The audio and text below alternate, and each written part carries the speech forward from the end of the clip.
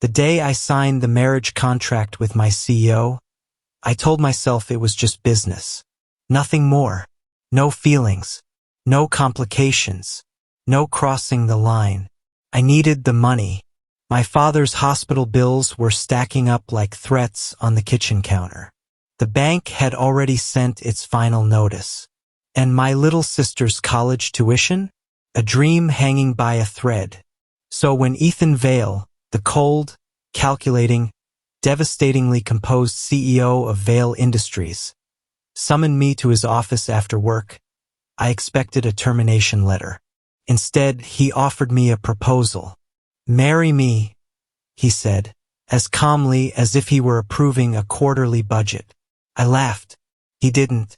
It wasn't romantic. It wasn't impulsive. It was strategic.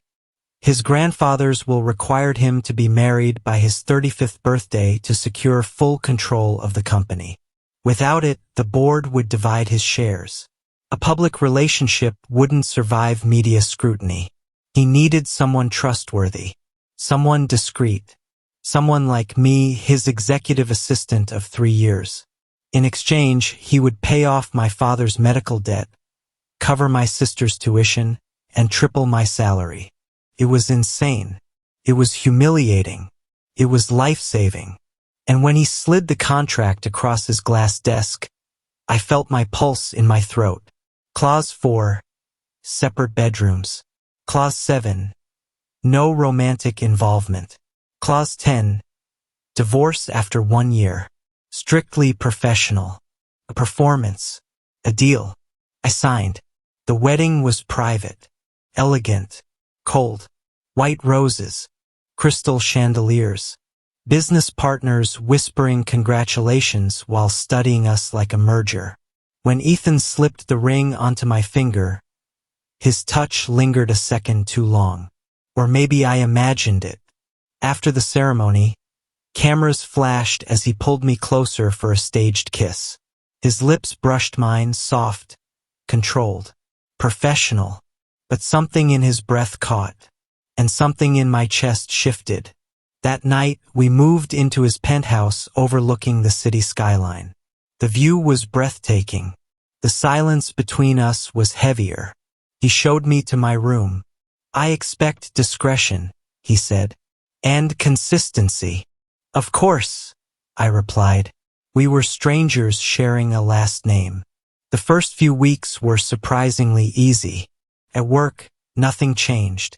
At home, we played our roles when necessary: charity galas, board meetings, interviews. He'd rest his hand on my waist. I'd smile up at him. Perfect. Controlled. Convincing. But behind closed doors, something subtle began to unravel the contract. It started with small things.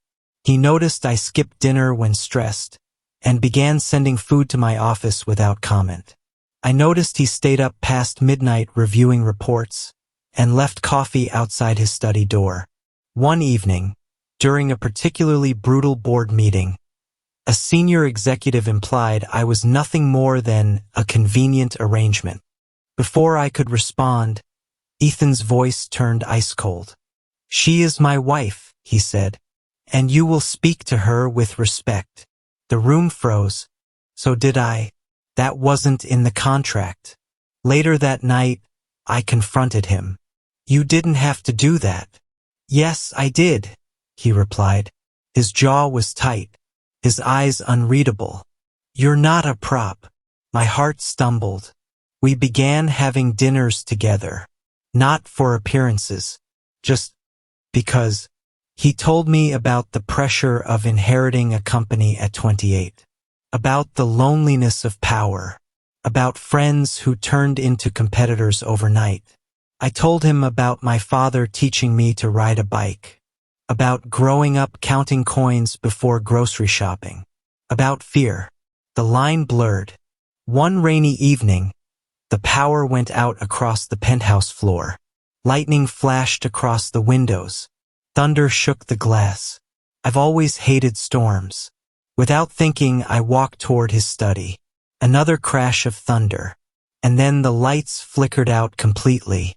Darkness. Before I realized what I was doing, I collided into him. His hands steadied my waist. "You're shaking," he murmured. "It's just thunder." Another crack split the sky. I flinched. His grip tightened, protective. "Warm." "Stay," he said quietly. Not an order, a request. We stood there in the dark, city lights flickering below us, rain streaking down the glass walls. His hand brushed my cheek. Slow, deliberate. "This wasn't supposed to get complicated," he whispered. "No," I breathed, but neither of us stepped away. When he kissed me this time, it wasn't staged. It wasn't polite. It wasn't part of any agreement. It was hesitant at first, testing boundaries. And when I kissed him back, the contract silently shattered between us. The next morning, reality returned like cold water. We had crossed the line, and nothing in that document prepared us for what came next. But the biggest complication wasn't our feelings. It was the board, because someone had taken photos of us leaving the penthouse balcony together that night. Photos that looked far too real, and the board didn't like unpredictability, especially when billions were at stake. If you're already hooked into this emotional storm, make sure you subscribe, because Chapter 2 will change everything.